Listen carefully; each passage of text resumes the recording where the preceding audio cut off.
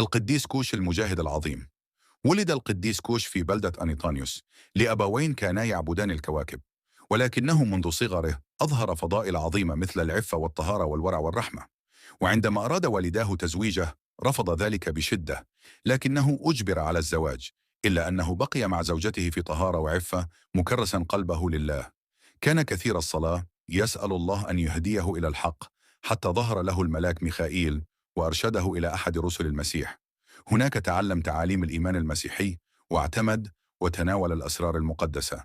وبعد معموديته ازداد تقوى ونسكا، وأعطاه الله موهبة صنع المعجزات والسلطان على الشياطين، حتى أنه اجتذب أبويه وزوجته ووالديها إلى الإيمان بالمسيح. وذات يوم دخل أحد الوثنيين إلى مغارة ليقدم ذبيحة للشيطان، لكن القديس كونان انتهره، وأجبر الشيطان على الاعتراف أمام الجميع بأنه ليس إلها. حينها صرخ الحاضرون بإيمان: واحد هو إله القديس كونان!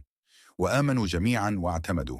لكن أخبار هذا القديس المجاهد وصلت إلى نائب الوالي، الذي استدعاه وعذبه بشدة بسبب تمسكه بإيمانه.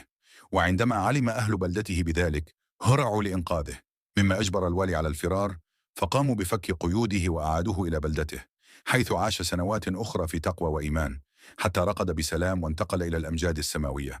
بعد نياحته جعل المؤمنون منزله كنيسة، وحفظ جسده الطاهر فيها، وصار ينبوعا للبركات والمعجزات. لتكن صلاته معنا جميعا، آمين. لا تنسونا في صلواتكم مون جيسو. إذا أعجبتكم هذه القصة وألهمتكم، لا تنسوا متابعتنا لمزيد من القصص الروحية الملهمة